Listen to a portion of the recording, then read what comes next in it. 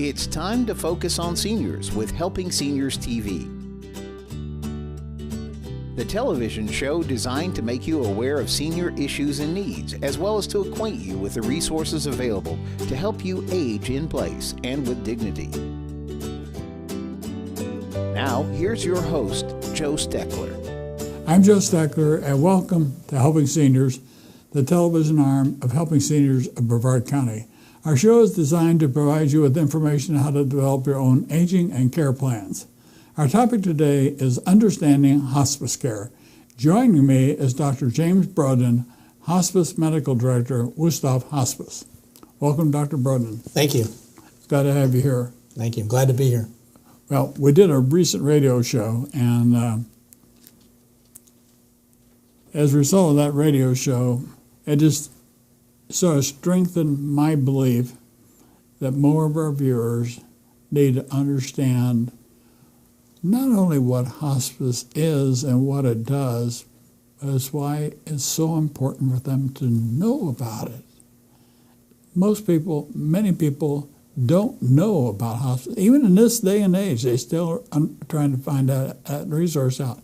So help our viewers understand the origins of hospice, how it came about, and what you do today, and why it's important to you as a medical director. Okay. Hospice, I think, started in England in the 60s, mostly as a result of need for end-of-life care for people with cancer.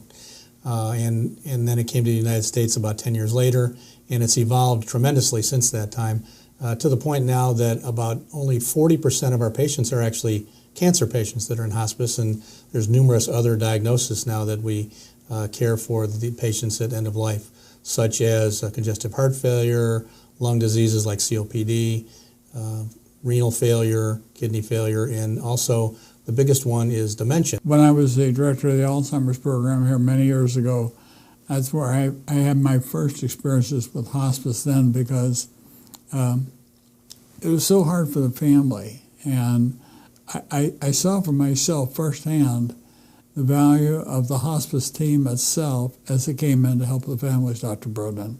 Especially with dementia, which is a kind of a long, protracted illness. The caregivers have a very difficult time caring for their loved ones over that long period of time, and there's lots of things we can do to help the caregivers, the patients, over the time that they decline from their dementia. You said there's a lot of things you can do. What are some of those things that the hospice team does? Well, once the patient enrolls in hospice, we have a large team which physicians, nurses, social workers, chaplains, volunteers, dietary people, wound experts, psychologists that all help in whatever the needs of the patient and the family are. The patients are seen regularly each week by a nurse, by an aide, and then whatever other these assets that we have that are particular to that patient are at their ability to use at all times. Okay. And during the radio show, you brought to my attention some misconceptions I had about hospice, and as many shows as I've done about hospice over the last 15 years, I didn't believe I could have my eyes opened that many times differently, and you certainly did it. Because there's such a thing. We use the words aggressive care and curative care. Curative was what you said, right? Curative and then palliative. Mm-hmm. Okay. But how do you make the decision, or how do families know when to really stop the aggressive treatment and then rely on the palliative or the hospice care? That's a good question, and that's a common question that families wrestle with, and that's where we come into play quite a bit. They're used to having care by physicians that's curative. We're always trying to solve their problems, cure their problems, and in all these diagnoses that we talked about, at some point that patient reaches a point where either they realize, the family realizes that whatever their diagnosis and whatever their problem is can't be cured. And then that's where we go for palliation, which is basically we're doing things to make them more comfortable. If they have pain from their cancer, we're giving them pain medications. If they're having spiritual issues, we get the chaplain involved for that. If they're having shortness of breath issues, we address that. So it becomes doing everything to cure the problem, to realizing that we can't cure the problem anymore, but there's many things we can do to help them in their days as they go through their journey. Yeah, but many people are laymen like me, and I'm sure a lot of you viewers, when you think about hospice care, they think about the person dying almost right away. And they say, well, why does the primary care doctor keep doing these things which seem to be counterproductive to just letting the patient die? And you very, very nicely explained that on the radio show, saying that while a person appears to be dying, there are other things that are important that sort of either add another obstacle in the dying process if the curative doctor doesn't take care of it. Can you explain that? Sure. There's lots of things that patients go through in the end of life that we can help them with. For instance, sometimes the dying patient may want to make amends to a family member that they've been estranged with before, or they spiritually want to get back with the church, or they want to have closure, or they want to talk about their journey and their legacy, about their life. And so we help them with that in any way we can. And that involves, as we talked about, all sorts of nurses or spiritual people or psychologists. And I think that's where, at the end of life, we make a big difference, not just treating their pain, but helping their spiritual and their emotional issues as well. I know that I in reading the Wuesthoff paperwork on your hospice care, it came about the vision-like experiences that often patients have, and there are so many theories and books about life after death. We don't really know what that patient is seeing as they approach the end. And while they're being medicated, they have drugs in them, but it seems like they still have a mind. And far be it from me or for anybody to say they don't see something, and I'm not trying to, what I'm saying is that it's the way hospice team enables that person to accept what is happening. Does that make sense? We do. Not only do we have the patient help them to accept what's happening, but oftentimes just as important is for the family to accept what's going on. And that's oftentimes one of our biggest hurdles is to get the family to realize that the patient understands that they're dying, that they're comfortable with the dying, and that the family will become comfortable with it too. Yeah. I spoke to a recent group of caregivers, and the lady sitting across from me was a caregiver that had been taking care of my wife's cousin that the Wuesthoff hospice team was providing the service for the end of life. And she commented on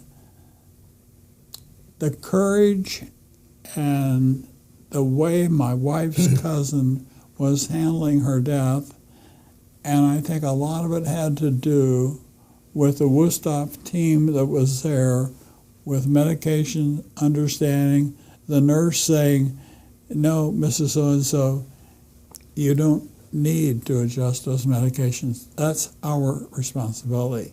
And I have found over the years, Dr. John, that one of the biggest problems for people that are in hospice or the families of people in hospice is to let the hospice team manage the medications, do what needs to be done. Do you encounter that kind? Absolutely, and actually that's a service that we provide that's very helpful, because frequently as patients are declining and they're requiring increasing amounts of, say, pain medication, families are oftentimes reluctant to be the sole provider of that medication because they feel like they're the ones that are maybe making this happen. And so when we're involved and our nurses help with that, then the families are able to kind of be a family member and not really be the person that's participating in giving the medications. And maybe they get a feeling that maybe they're participating in this person's decline, which they're obviously not. I also know that the hospice nurse can bring and through you as the medical director, can bring medications and pain management techniques to bear as death approaches that I'm not sure that the family members could do. I think that's absolutely true. And we also provide a level of, especially in pain management, that some of the primary care physicians are just a little uncomfortable doing, at least in the amounts and the doses that are oftentimes necessary in folks when they're in the end of life. And we're comfortable using multiple drugs and higher doses that really make a difference for the patient. It's necessary sometimes. Absolutely necessary. I know the person I'm thinking about recently died under in Wuesthoff Hospice. She actually did not feel any pain. But I think a lot of it had to do with the medications that you were giving her. But she, really up until the very end, she still had a pretty good idea of what was happening. That's our goal. Our goal is to try and walk that very narrow path that we can control their pain and keep them as lucid as possible. Sometimes near the end that's not possible, but that's our goal. Okay. Earlier on the show, I asked you something, and I may not have stated it a way to get you to get the answer that I wanted, or I think it was. It's in a case of where we have the hospice team caring for the person, and the primary care physician is still involved, and to an outsider, it might appear that one medical element is still doing aggressive treatment while the other is trying to provide a peaceful end. And you explained it to me, because you made me understand, or helped me understand, that there are other things that have to still be done medically in order for the whole system to work. Sure. You know, for instance, a patient may have cancer and we're helping them work with them with hospice to treat their cancer and to help their pain from their cancer, but that same patient may also have diabetes, and they may also have hypertension, and those things need to be addressed, and frequently the primary care physician will be involved to help take care of those things. And so we work in conjunction with the primary care physicians, and we do as much or as little of that as they would like. If they want to manage everything and we help with the main hospice diagnosis, that's great. If they want us to do everything, we're glad to do that as well. Hospice is paid for by Medicare. Most of the people you serve probably are 65 or older. Most are, yes. Largely. But how does one apply for hospice? Does the primary care physician always refer hospice to them, or them to hospice? How does that work? Typically a physician will make the referral. Sometimes it's the primary care physician. Usually it's the primary care physician. Sometimes it might be a specialist. If the patient has cancer and it's an oncologist and they've reached the point where there's no treatment available, it may be a oncologist that does it. But anyone can do it. And then the patient or their representative or their family has to sign the forms opting to go into hospice care. Okay. Let's say that a person goes into hospice care.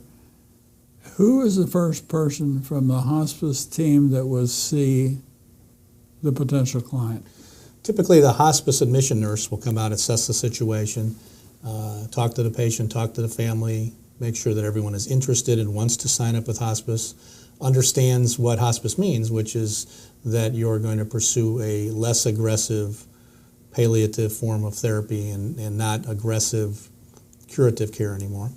And then once the papers are signed and the admission nurse is involved, then a nurse from the field or from the hospice house will see them, I will see them, and then the whole process of how often they're seen by aides and whatever else they need steps into play. Okay. It recently was brought to my attention that and it forms sort of an opinion on my part that hospice is not equal in all parts of our United States.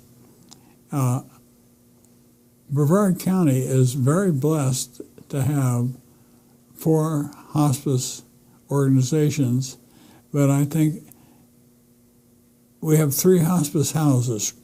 I think that's right. But I know, and I made a promise to myself that I've got to get over and see the Wuesthoff Hospice. I know where it is, but I haven't been inside.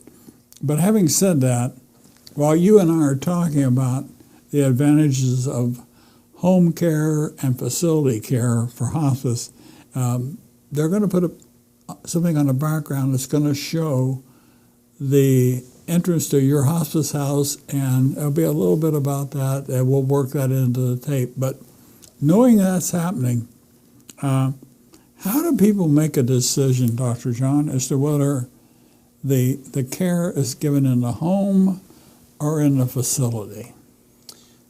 Okay, well, most of the choice is the patient and the families, and that most people would like to be in their home in their end of life if they can.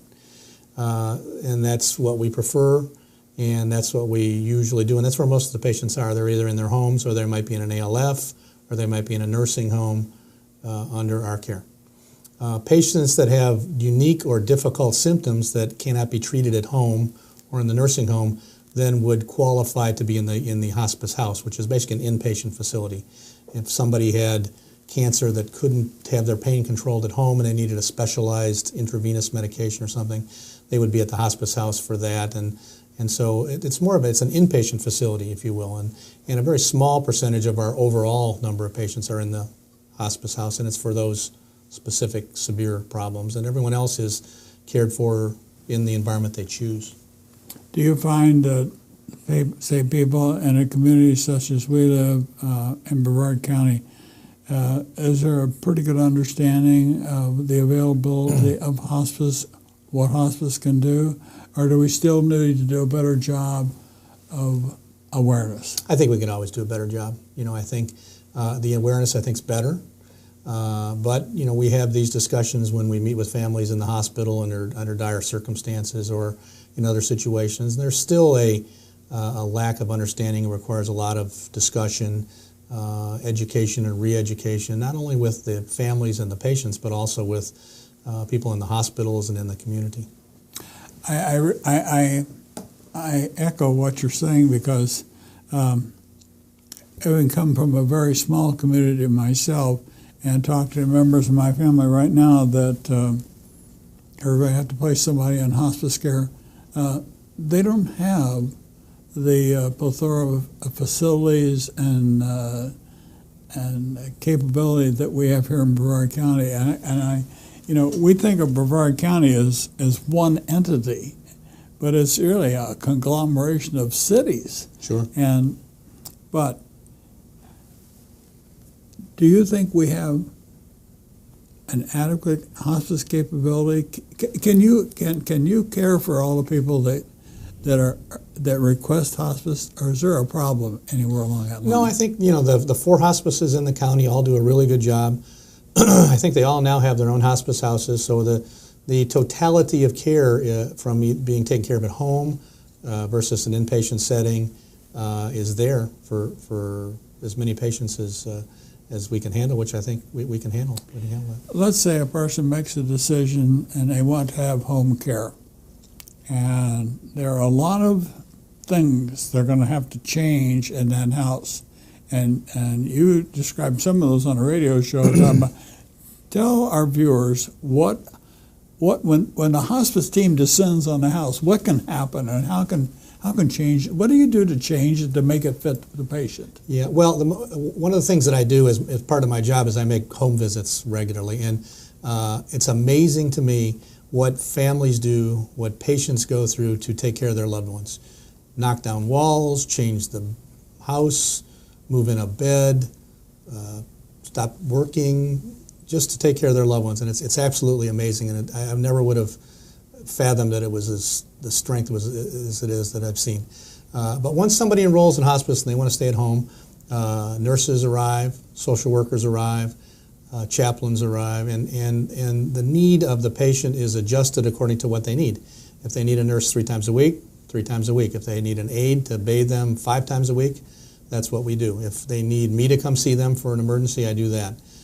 So it's adapted to each person's needs as we go along. To add to that, some patients, as we talked about, need inpatient care. They need specialized something that needs to be done at the hospice house. We can also provide that same care in the home if they prefer that by having a nurse in the home all the time. It's called continuous care, and it's done for short periods of time.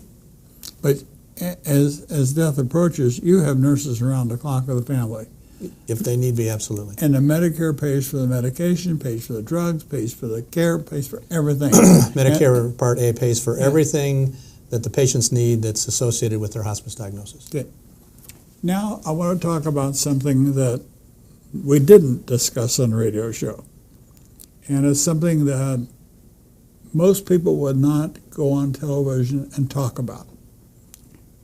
I can remember a situation, many situations, where I've watched the hospice people in a home, and I've watched some very difficult situations where they moved beds in the living rooms and they moved all the furniture out. And I've watched wives caring for dying husbands, assisted by the hospice team, where it appeared to me, in what it could have been an extremely emotional setting, that the hospice team provided the support to the wife where she could put her hands on her husband's head and hold him while he died.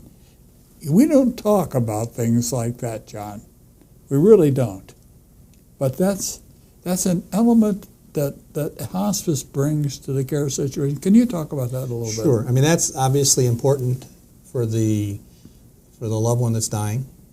It's really important for the family member that's caring for that patient. We tend to forget sometimes that caregiver, especially in some of these diagnoses where it's a long process, such a dementia patient, that caregiver may have been caring for that patient for 3, 4, 5 years, almost continuously. And those caregivers are at risk after their loved one dies for grief issues and major medical problems. And so by doing those sorts of things, by providing that social and spiritual support, we're making a big difference not only for that patient but also for their family members, and not only that day but for months and years to come. But I think there's something that even you as a medical director don't realize how a potential client of your service feels. And it's the fact that the hospice presence somehow brings an element of confidence to the person that is watching their loved one die. I have seen it. I know what I'm talking about. And I think that's a part that our viewers, that you don't understand unless you've seen a death or unless you've seen a hospice team at work. You can appreciate the peacefulness and the camaraderie that is developed through that team approach that you're talking about. And that's what I think is so important, that I could talk a long time about it, because I think that's extremely important, John. It is, and that's the nice thing about being a part of a hospice team. I'm a pulmonologist by trade. I take care of patients in the ICU for 30 years. I know. Yeah. And when we take care of patients in the ICU, the doctor's vision is extremely important. In hospice, it's different. The nurse's input and the social worker's input and the spiritual side of it and the medical side, all important, but equal, or even my role is even less than theirs. Theirs is really more important, and that's the nice thing about the team effort, is that everybody participates and everybody feels like they're part of it, and everybody really is part of it, some even more than the physician by a lot. Imagine me as a captain in the United States Navy. I had commanded the Navy's retirement home, and we had what we called a multidisciplinary team, and we had a round table in this conference room. And I had my pharmacist, I had one of my medical officers, I had a chief nursing, I had a social worker, I had 3 or 4 other people. But every week we met to discuss the people that were in the hospital or the assisted living facility, and we discussed the capability and ability to move the person from different element of care. as a submarine officer, I'm in charge of all that stuff. I found out what hospital accreditation was. I found out what dying was. I remember walking into a room and a man turned around to me and he had no throat. Nothing. I wasn't prepared for that. But thank the good Lord, I was able to handle it. But that taught me something that I think that makes me enjoy doing the type of show that you and I are doing, because I think the viewer is entitled to know more about the peace and comfort that hospice can bring and the ultimate demise of a person. As a medical doctor, what else would you add to what we're talking about, Dr. John? Well, one thing that you touched a little bit on with the team effort is that we are charged by Medicare for taking care of these patients. We are obligated to meet about these patients and talk about each one of them, their totality of their care every 15 days. So we meet and we have social workers and the whole team and all the people that we've talked about, and each patient is talked about every 15 days in terms of their care. What do they need now? What do they need differently? Do they need something new? And so their care is always being overseen by me and all these other disciplines, so that they get the total care from an emotional standpoint, spiritual as well as their physical needs. And I think another thing that, as we close the show, one of the important equations in a hospice team is their ability to bring the element of peaceful death to the patient, which it greatly assists the family as they watch a person die. I think that's so important. And I don't know any other organization that can help that dying process like a hospice team can. Is there? No, I don't think so. And to that, the employees that we have, it takes a special person to do this. And the people that we have that work for us are those kind of people that are willing to take the time and do whatever it takes to make sure that the patient and their family is as comfortable as they can possibly be during those times. And just to emphasize what you're saying is that I watched on a sort of an emergency note, I watched a male nurse from your Wuesthoff hospice team come to a home and easily settle a medication problem. And I saw, it just reinforced, John, what I think hospice could do. Thank you. You're quite welcome. It's been my pleasure to have you here, and I enjoyed doing both the radio and the TV shows, and we'll do another one. But I want to thank you, viewer, for watching today's episode of Helping Seniors. If you have a question or a comment, please call us at 321-473-7770. And for more information on senior care and resources, visit our website at helpingseniors.brevard.org. Be sure to listen to Helping Seniors on radio station AM 1300 every Thursday afternoon at 1 p.m. And look for our Helping Seniors newsletter in the center section of Seniors Magazine every month, and also Hometown News. I'm Joe Steckler, and I thank you for joining us today for Helping Seniors.